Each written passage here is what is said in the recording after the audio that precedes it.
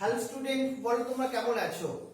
আজকে তাহলে আমরা একটা স্পেশাল চ্যাপ্টার, কারণ এই ক্লাসটাই হচ্ছে স্পেশাল, কারণ তোমরাই হচ্ছে সেই স্পেশাল স্টুডেন্ট যারা 6 to 10 এ পড়ো। তোমাদের জন্য তো আমাদের একটা স্পেশাল ক্লাস চলছে এখন, তাই না? এই ক্লাসে কে কত পয়েন্টস পাচ্ছ সেটা তো খুব একটা মজা হচ্ছে। আই থিঙ্ক তোমরা আজকে যারা সঠিক সময় অ্যাটেন্ডেন্সটা দিয়েছো তারা সবাই কিন্তু 1 পয়েন্টস করে পেয়ে গেলে।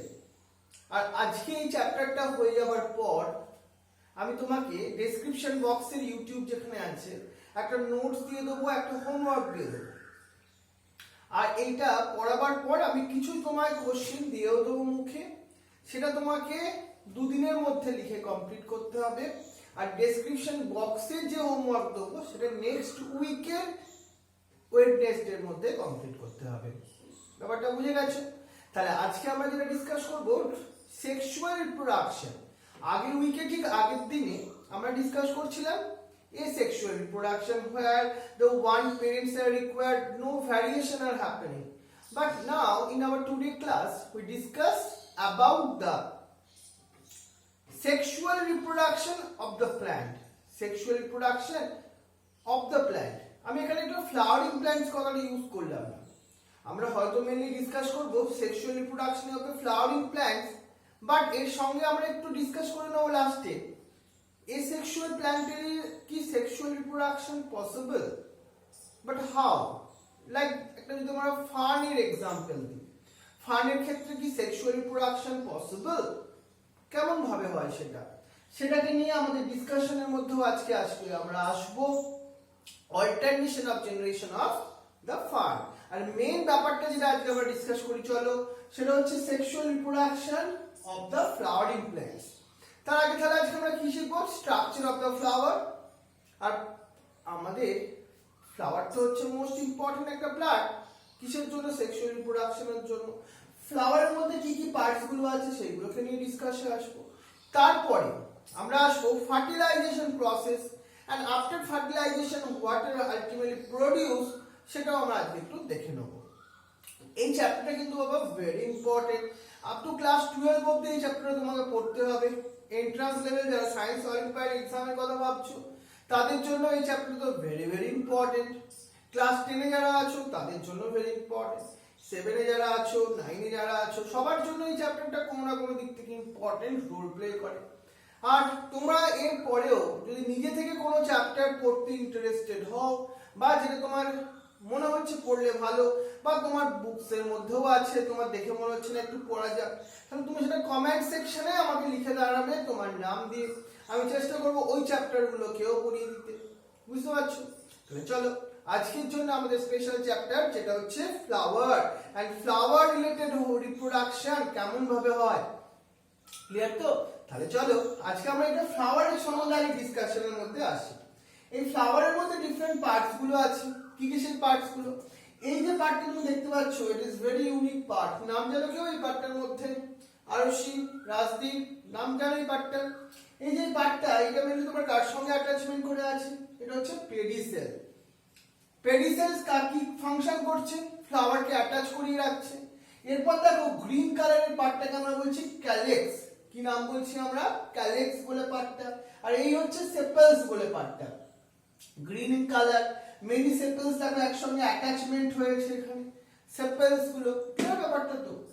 এই দেখো এগুলো হচ্ছে সেপেলস পার্ট গুলো, গ্রিন ইন কালার। তাহলে কিনো ফাংশন যদি বলি, কি ফাংশন বলবো? একটা ফ্লাওয়ার যখন বার্ড স্টেজে থাকে তাকে প্রোটেকশন করা। আর এই হচ্ছে করোলা বলে পার্টটা, দেখো এটা হচ্ছে কালারফুল। এদের সিঙ্গেল ইউনিট গুলোকে বলে পেটালস। এটা large and sweet and show this is helping the pollination. Pollination মানে সেই ট্রান্সফার অফ পোলেন গ্রেনস, এটাই মেইন ইভেন্টস এর মধ্যে একটা। এবার দেখো এর মধ্যে মেইন ইম্পর্টেন্ট মেল পার্টটাকে আমরা বলছি। আমরা কি বললাম? ক্যালেক্স আর করোলা এটাকে বলে অ্যাক্সেসরিজ পার্ট, বা যারা রিপ্রোডাকশনে ডাইরেক্টলি ইনভলভ না হলেও ইনডাইরেক্টলি ইনভলভ হয়। বাট যারা ডাইরেক্টলি ইনভলভ হয় তারা হচ্ছে এই মেল আর female part of the flower. Male part যাকে আমরা বলছি না, তাকে আমরা অ্যান্ড্রোসিয়াম বলছি। কি বলছি আমরা নামটা? অ্যান্ড্রোসিয়াম। এই অ্যান্ড্রোসিয়ামের মধ্যে two important part is there. One is the very important anther, another one is the filament. Very interesting.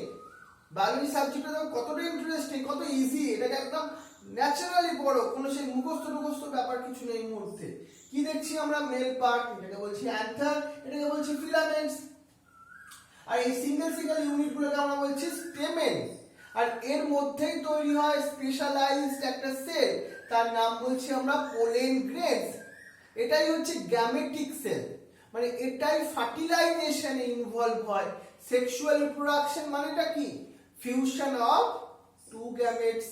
এখানেও সেই ওয়ান গ্যামেটস, যে মেল গ্যামেটস, সেটা তৈরি হচ্ছে কোথা থেকে? এই দেখো অ্যান্থার থেকে। অ্যান্থারের মোস্ট ইম্পর্টেন্ট স্ট্রাকচারে দেখো, অ্যান্থার আর ফিলামেন্ট একসঙ্গে আমরা কি বললাম? এটাকে বললাম স্টেমেন বললাম। ক্লিয়ার হলো ব্যাপারটা? এবার এই অ্যান্থার যেটা হচ্ছে একটা বাইলোব স্ট্রাকচার, এর মধ্যেই তৈরি হয় এই হচ্ছে পোলেন গ্রেনস গুলো। যখন অ্যান্থারটা ম্যাচিউর হয়, পোলেন গ্রেনস গুলো রিলিজ হতে থাকে এনভায়রনমেন্টে রিলিজ হয়। After that they reach the stigma, তারা স্টিগমার উপর গিয়ে রিচ করে, তখনই পোলেন টিউব জেনারেশন হয়। এই যে পোলেন গ্রেনস দেখতে পাচ্ছ, এর মধ্যে দুটো টাইপের নিউক্লিয়াস প্রেজেন্ট আছে। পোলেন গ্রেনসের এই যে স্ট্রাকচারটা ভেরি ইউনিক স্ট্রাকচার, এটাকে অনেক বেশি প্রোটেক্টিভ করতে হয়েছে। এর জন্য এর আউটার ওয়াল একটা আছে, যার নাম দিয়েছি আমরা এক্সাইন, আর ইনার ওয়ালটার নাম দিয়েছি আমরা ইন্টাইন। এক্সাইন আর ইন্টাইনের মধ্যে তাহলে পার্থক্য বা ডিফারেন্সটা ভালোভাবে বোঝো। So exine is the outer layer of the pollen grains, intine is the innermost layer, and what is the chemical composition is there? Exine এটা তৈরি কোন কেমিক্যাল কম্পোজিশন দিয়ে? স্পোরোপোলেনিন দিয়ে। ক্লিয়ার তো? ইনটাইন এই লেয়ারটা তৈরি সেলুলোজ পেকটিন এটা দিয়ে। আর এই হচ্ছে ইন্টারনালি টু নিউক্লিয়াস তুমি দেখতে পাচ্ছ। One is the vegetative nucleus, another is the generative nucleus. এই দেখো এই টু নিউক্লিয়াসের আমরা স্ট্রাকচার দেখছি, জেনারেটিভ সেল আর এটা হচ্ছে টিউব সেল। জেনারেটিভ সেলটাই, তার মধ্যে নিউক্লিয়াসটাই ফার্টিলাইজেশনে পার্টিসিপেট করে। তাহলে আমরা কি দেখলাম? Different parts of the flower. এবার আসবো গাইনোসিয়াম পার্টটা, যেটাকে আমরা বলছি ফিমেল পার্ট। ফিমেল পার্টের এখানটাকে আমরা কি বলছি? স্টিগমা, যেখানে এসে পোলেন গ্রেনস গুলো রিচ করে। এরপর এটাকে কি বলছি আমরা? স্টাইল। আর এই পার্টটাকে আমরা বলছি ওভারি। ওভারির মধ্যে প্রেজেন্ট থাকে ওভিউল। এই ওভারি থেকে কি তৈরি হয় জানো? আফটার ফার্টিলাইজেশন, কেউ জানো? সৃজিতা, কেউ জানো? দেবারুণ? এটা হচ্ছে ওভিউল থেকে তৈরি হয় তোমার সিড, আর ওভারি থেকে তৈরি হয় ফ্রুটস। এটা ভেরি ইম্পর্টেন্ট, মনে রেখো। তাহলে আমরা কি দেখলাম? 4 important parts of the flower. তাহলে কি কি সেগুলো হলো একবার রিকল করে নিই। এই হচ্ছে আমাদের ক্যালিক্স পার্টটা দেখলাম আমরা, এই হচ্ছে তার ইউনিট গুলোকে বলছিলাম সেপেলস। তারপর কি এলাম? Colourful very attractive part Corolla, and every unit is called the petals, and the male part is called the stamen or androecium. They have the two zone, anther and the filaments. However, the anther they produce the pollen grains. But you know the female part is the stigma, in where the ovary is there, style, stigma and ovary. So it is the 4 important parts of the flower. তাহলে এখান থেকে খুব ভালো করে আমাদের একটা আমি হোমওয়ার্কের question দেবো তোমাকে আজকের জন্য। তাহলে এই হচ্ছে তো পোলেন গ্রেনসটা, দেখো এইভাবে তৈরি হয়, যেটা আমি তোমাকে বোঝালাম। এবার পোলেন গ্রেনস তৈরি হয়ে গেছে, এবার কি হবে দেখো। এই যে আমি তোমায় বলছিলাম, এটা তো ফিমেল পার্টটা হলো। ফিমেল পার্টের এই পার্টটাকে আমি কি বলছি? ওভারি। ওভারির মধ্যে কি প্রেজেন্ট থাকে জানো? প্রেজেন্ট থাকে, দেখো এইগুলোকে বলছি ওভিউল। ওভিউলের ভেতরে চলে যাও, এর ভেতরে প্রেজেন্ট আছে এক্সেল। ওই এক্সেল আর পোলেন গ্রেনসের যে এক্সেল, দুটোর মধ্যে ফিউশন হবে। এটাও আস্তে আস্তে দেখো কি হতে থাকে? ম্যাচিওর হতে থাকে, ডেভেলপ হতে থাকে। এক্সেল যেটা আমি তোমায় বলছিলাম, দেখো এই এক্সেলটা প্রথম তার শুরু হয়, তার স্টার্টিং পয়েন্ট, সেটাকে বলে একটা মাদার সেলের থ্রু দিয়ে। আর এখানে মিওসিস বলে একটা সেল ডিভিশন প্রসেস হয়, করে আলটিমেটলি তৈরি হয় তোমার এই দেখো, এটাকে বলছি আমরা এমব্রায়ো স্যাক। কি বলছি আমরা এটাকে? Embryo sac. কোথায় প্রেজেন্ট আছে? ইনসাইড দ্য ওভারি, আরো স্পেসিফিক্যালি বললে ইনসাইড দ্য ওভিউল। এটাই হচ্ছে আমাদের এমব্রায়ো স্যাক। এই এমব্রায়ো স্যাকের মধ্যে মেইনলি দুটো সাইড আছে দেখো, এটাকে বলে মাইক্রোপাইলার এন্ড, তার অপোজিট সাইডটাকে আমরা বলবো চালাইজাল এন্ড। কি এন্ড? চালাইজাল এন্ড। মাইক্রোপাইলার এন্ড এর মধ্যে 3 সেলস প্রেজেন্ট আছে, 2 সিনার্জিডস আর একটা হচ্ছে এগ সেল। এমব্রায়ো স্যাকের মিডিলে প্রেজেন্ট আছে এই যে সেল দেখতে পাচ্ছ, এগুলো বলছে পোলার নিউক্লিয়াস। আর এই যে সেলগুলো দেখতে পাচ্ছ কোথায় আছে? Opposite to micropylar end. Micropylar এন্ডের অপোজিট সাইডে না, তাহলে তো এটা চালাইজাল এন্ডে প্রেজেন্ট আছে। So it is the antipodal cells. এই পুরো স্ট্রাকচারটাকে আমরা কি বলছি? Embryo sec. খুব ইন্টারেস্টিং না? দেখো একটা ফ্লাওয়ার, তার মধ্যে কত ইম্পর্টেন্ট পার্টস গুলো আছে, কেমন ভাবে তারা একটু একটু করে ডেভেলপ করে, আর তাদের মধ্যে কি সুন্দর একটা ফার্টিলাইজেশন প্রসেস হয়। চলো আমরা সেইটাকে এবার দেখবো। তার আগে এবার পোলেন গ্রেনসও তো ডেভেলপমেন্ট হয়েছে। এবার আমরা একটা টেকনিক পড়বো, প্রসেস পড়বো, পলিনেশন। পলিনেশন প্রসেসটা কি হয়? Transfer of pollen grains from anther to stigma. এই দেখো এটার জন্য কে হেল্প করে? Different agent mediated process. এটা এজেন্ট মানে সেটা এবায়োটিক হতে পারে, বায়োটিক হতে পারে। বায়োটিক মানে like honey bees, like the insect, they take the important role in the pollination process. কেমন ভাবে? দেখো এরা আলটিমেটলি পলিনেশন প্রসেসে ডাইরেক্টলি ইনভলভ করে না, এরা নেকটার টেক আপ করতে যায়, তখন ওদের লেগস এর সঙ্গে অ্যাটাচ হয়ে যায় কি জানো? ওই পোলেন গ্রেনস গুলো। তারা আবার অ্যানাদার ফ্লাওয়ারের মধ্যে যায়, ততক্ষণে তো তার পোলেন গ্রেনস গুলো লেগস এর সঙ্গে অ্যাটাচ হয়ে আছে, সেইগুলো স্টিগমার উপর গিয়ে অ্যাটাচ হয়ে যায়, মানে ইনডাইরেক্টলি ওরা পলিনেশনে হেল্প করে দেয়। এইটা হচ্ছে তাহলে আমাদের process by the carrying the pollen grains from one flower to the another flower in the stigma. It is called the pollination. এবার পলিনেশনটা টু টাইপস এর হয়। কি কি সেইগুলো? Self pollination and the cross pollination. এবার দেখো ট্রান্সফার হবে pollen grains from anther to stigma. কি কি কেমন ভাবে হতে পারে সেটা? সেটা তো সেম ফ্লাওয়ারের মধ্যেই হতে পারে, তাই না? সেম ফ্লাওয়ারের অ্যান্থার থেকে পোলেন গ্রেনস গিয়ে স্টিগমার মধ্যে রিচ করলো। বা কি হতে পারে? পোলেন গ্রেনস তৈরি হলো অ্যান্থার থেকে, then they are ultimately transfer to same প্ল্যান্টের অ্যানাদার ফ্লাওয়ার। কিন্তু প্ল্যান্ট কটা থাকছে? এখানে একটাই থাকছে। But another flower also, this is called the self pollination. যখন একটা প্ল্যান্টকে নিয়ে আমরা কনসিডার করব, মেবি এটা হতে পারে single flower but different flower, that time it is called self pollination. বুঝা গেছে ব্যাপারটা? Self pollination. এবার দেখো এই সেলফ পলিনেশন ছাড়া আরেকটা হচ্ছে cross pollination. when the pollen grains are transferred from one plant flower to another plants এর ফ্লাওয়ার এর মধ্যে, এখানে প্ল্যান্টটা হয়ে গেল ডিফারেন্ট বাট সেম স্পিসিস এর প্ল্যান্ট। অন্য স্পিসিস এর প্ল্যান্ট হলে চলবে না। হিবিস্কাস প্ল্যান্ট থেকে চায়না রোজ প্ল্যান্ট থেকে চায়না রোজ প্ল্যান্টের মধ্যেই সেটা ট্রান্সফার হতে হবে। Maybe it is different plant হতে পারে বাট চায়না রোজই হতে হবে। তুমি বলবে এটা রোজে গিয়ে পড়লে কি হবে স্যার? রোজে গিয়ে পড়লে পোলেন গ্রেনস জার্মিনেট করবেই না। তাহলে আমরা পলিনেশনটা টু টাইপের দেখলাম, সেলফ পলিনেশন আর একটা কি বললাম আমরা? Cross pollination. এবার আমরা দেখি পলিনেশনের জন্য ডিফারেন্ট এজেন্টস গুলো ভেরি ইম্পর্টেন্ট রোল প্লে করে। এই সেই অ্যান্থার থেকে দেখো পোলেন গ্রেনসটা তৈরি হয়েছে, কোথায় যাচ্ছে স্যার? তারা যাচ্ছে ফ্লাওয়ারের স্টিগমার উপর গিয়ে। যখন দেখো স্টিগমার মধ্যে গিয়ে রিচ করছে, সেখান থেকে পোলেন গ্রেনস তৈরি হচ্ছে। Very easy process. এবার different agent are responsible like insect, like wasps, like beetles, like butterfly, all are take the important role in the pollination. যে ফ্লাওয়ার গুলো ইনসেক্টের থ্রু পলিনেশন হয়, they are called the insect pollinated flower. তাদের বেশ কিছু characteristic features থাকবে। কি কি সেই ক্যারেক্টারিস্টিক ফিচার্স? তাকে হতে হবে ব্রাইট ইন কালার, তাদের যে পোলেন গ্রেনস গুলো হতে হবে তোমার একটু অ্যাডিসিভ ইন নেচার হতে হবে। তাহলে আমরা টাইপস অফ আলটিমেটলি আমরা পলিনেশন দেখলাম। তাহলে একটা হতে পারে কি দেখলাম আমরা? ইনসেক্টের থ্রু। ইনসেক্টের থ্রু যখন পলিনেশন হবে, that time it is called the entomophily. That time ফ্লাওয়ারের ক্যারেক্টারিস্টিক ফিচার্স কি দেখলাম? তাকে হতে হবে ব্রাইট ইন কালার, তাদের মধ্যে থেকে নেকটার প্রেজেন্ট থাকতে হবে। ইনসেক্ট পলিনেশনের এগুলো কয়েকটা মোস্ট ইম্পর্টেন্ট ক্যারেক্টারিস্টিক ফিচার্স, যেটা তোমার লেভেলে কিন্তু ভেরি ইম্পর্টেন্ট। এর মধ্যে নেকটার প্রেজেন্ট থাকতে হবে, large beautiful colour, attractive flower, pleasant water, sweet nectar, এগুলো হচ্ছে characteristic features of the flower.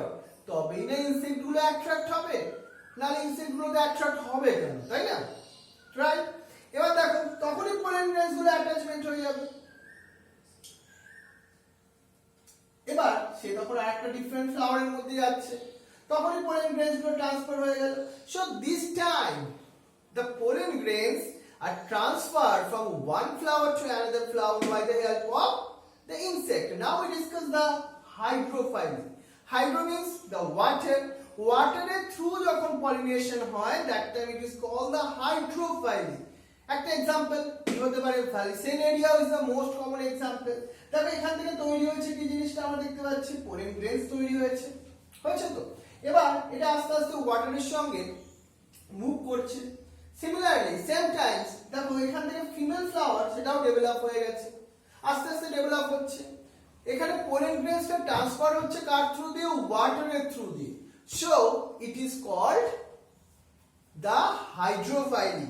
এটা ছাড়া আর কি কোনো প্রসেস আছে? হ্যাঁ, এটা ছাড়া উইন্ডের থ্রু একটা প্রসেস আছে যাকে আমরা অ্যানিমোফাইলি বলি। যেমন এক্সাম্পল হচ্ছে গ্রাস। গ্রাসের পলিনেশনটা কার থ্রু হয়, এয়ারের থ্রু হয়। তাহলে এদের যে পোলেন গ্রেনস গুলো তাদেরও কিছু ক্যারেক্টারিস্টিক ফিচার্স থাকতে হবে। এদের ভেরি ডাল ইন কালার, মানে ইনসেক্ট অ্যাট্রাক্ট হয় না।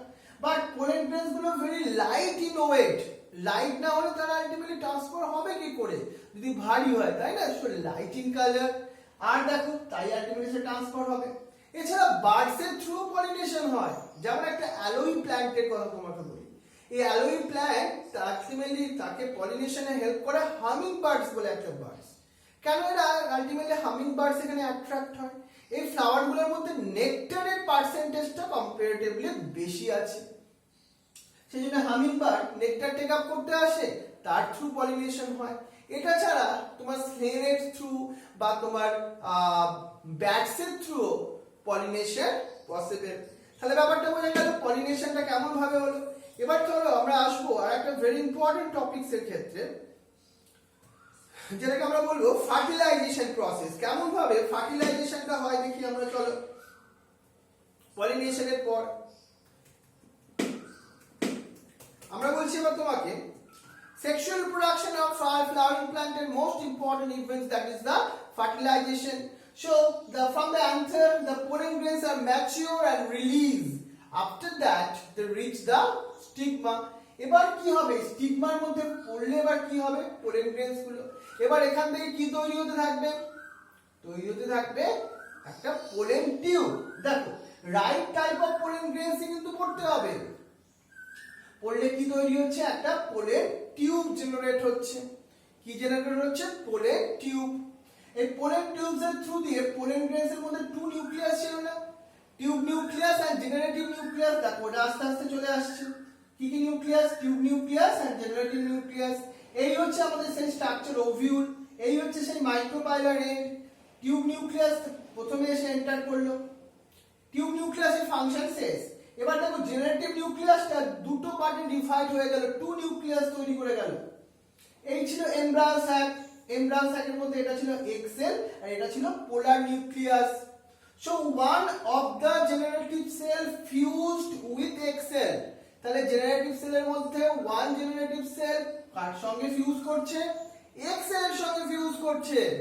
So it is called the fertilization or syngamy. তাহলে এন আর এন মিলে কি তৈরি হলো, 2n। এখান থেকে ফর্মেশন হচ্ছে জাইগোট, ডিপ্লয়েড হলো। এবার দেখো এখানে ছিল 2n থেকে আরেকটা n এসে ফিউজ করলো, 3n তৈরি হলো। এটাকে আমরা বলছি ট্রিপল ফিউশন। এবার একটা এমব্রায়ো স্যাকের মধ্যে কবার ফার্টিলাইজেশন হলো, 2 টাইমস, দুবার হলো তো। So it is called double fertilization. It is the very important characteristic features of the angiosperm of the flowering plants. এই হচ্ছে আমাদের আফটার ফার্টিলাইজেশন কি হয়, ফার্টিলাইজেশনের পর এই ওভারি থেকে তৈরি হয় ফ্রুটস আর ওভিউল থেকে তৈরি হয় সিড। এবার আমরা দেখব এই সিডস আলটিমেটলি টু টাইপস। আমরা কি কি দেখেছিলাম? একটা সিডস হচ্ছে মোনোকটিলেডেন্স আর একটা ডাইকটিলেডেন্স। এই দেখো এই হচ্ছে বিন সিডের স্ট্রাকচার দেখো। It is called the dicotyledons. That means they have the two cotyledons in their structure.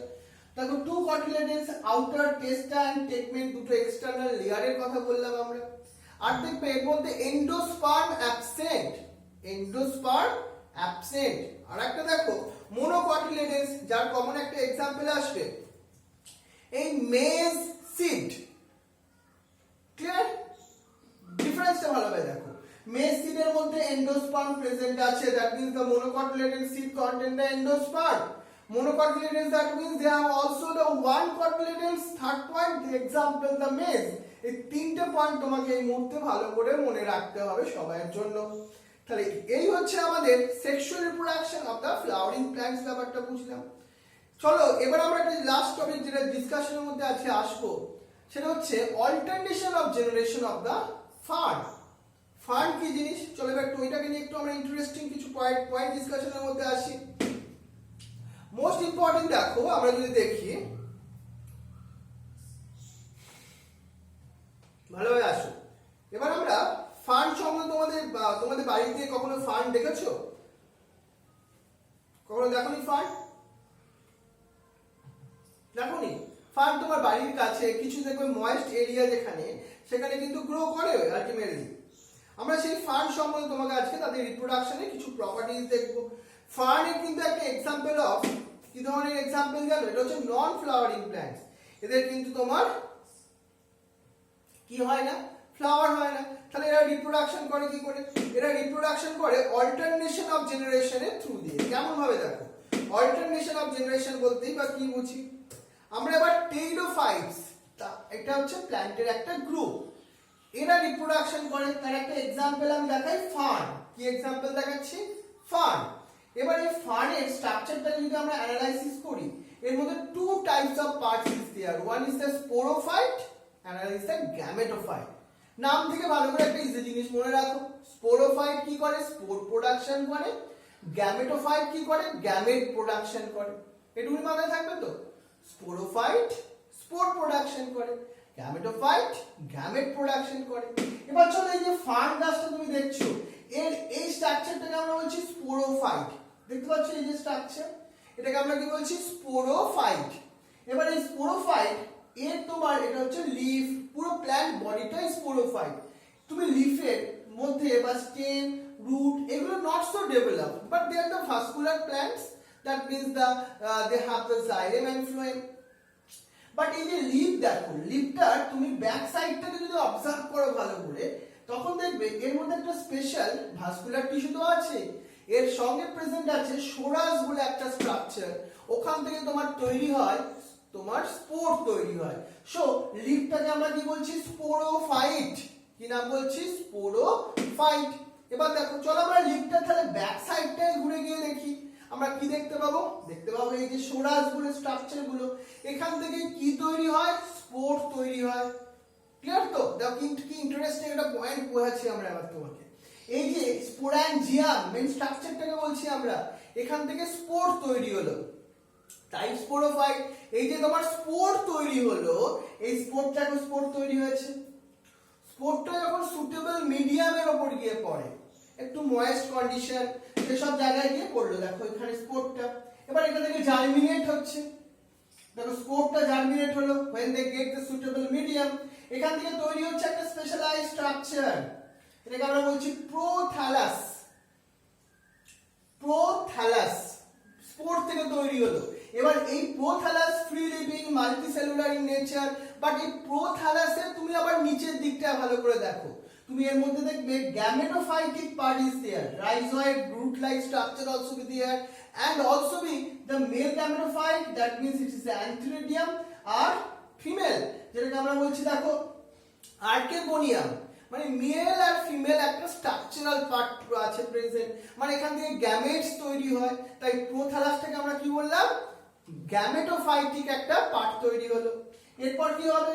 ওই তোমার অ্যানথ্রোজয়েডস, মানে অ্যান্থার, ওখান থেকে তোমার মেল গ্যামেটস তৈরি হবে। সে আলটিমেটলি কোথায় আসবে? ট্রান্সফার হয়ে সেই ফিমেল পার্টের মধ্যে ফার্টিলাইজেশন হবে, ওখান থেকে আবার একটা লিপ পার্ট তৈরি হবে। লিপ পার্ট মানে এই স্পোরোফাইটিক পার্ট তৈরি হবে। মানে বুঝতে পারছো তাদের লাইফ সাইকেলটা কেমন ভাবে ঘটছে। একবার অল্টারনেশন অফ জেনারেশন কেন বললাম, একবার স্পোরোফাইট একবার গ্যামেটোফাইট, একবার স্পোরোফাইট একবার gametophyte. So it is called the alternation of generation. তাহলে আমরা ফ্লাওয়ারিং প্ল্যান্টস এর রিপ্রোডাকশন পড়ে ফেললাম, নন ফ্লাওয়ারিং প্ল্যান্টস এর রিপ্রোডাকশন পড়ে ফেললাম। ক্লিয়ার তো? চলো তাহলে আজকে এবার হোমওয়ার্কের জন্য কোশ্চেনগুলো দিয়ে দিই। প্রথম কোশ্চেন দেখো, explain a structure of a flower with a diagram.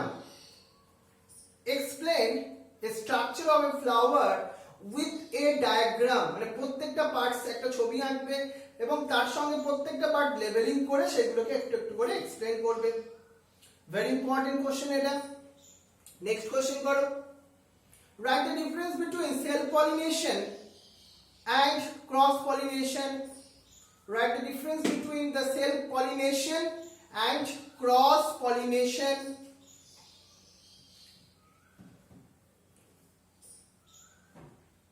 Next question karo, explain the fertilization process of the flowering plants. Explain the fertilization process of the flowering plants. Next karo, schematically represent the alternation of generation of fern. আমি যেরকম সেই তোমার পুরো জিনিসটা বোঝালাম, তুমি সেটা arrow দিয়ে লিখবে। বুঝতে পারছো তো? মানে প্যারাগ্রাফ ওয়াইজ নয়। তুমি কি লিখবে? স্পোরোফাইট অ্যারো দিয়ে লিখবে, রিলিজ দ্য পোলেন গ্রেনস, তারপর লিখবে get the suitable medium, produce the prothallus. এইভাবে স্কিম্যাটিক্যালি লিখলেই হবে, ইজি ভাবে লিখবে। তাহলে schematically represent the alternation of generation of fern. এই হচ্ছে আজকে আমাদের হোমওয়ার্কটা রইলো, যেটা তোমার ওয়ান আফটার ডে আমাদের আবার একটা ক্লাস আছে, সেখান মধ্যে ওই টাইমের মধ্যে তুমি হোমওয়ার্ক যদি কমপ্লিট করো 5 পয়েন্টস পাবে। তার সঙ্গে সঙ্গে আমরা নেক্সট ক্লাসে তোমরা কিন্তু এই চ্যাপ্টারের উপর একটা টেস্ট নেবো, অ্যাজ লাইক সায়েন্স অলিম্পিয়াড, এই ধরনের এক্সামের উপর বেস করে।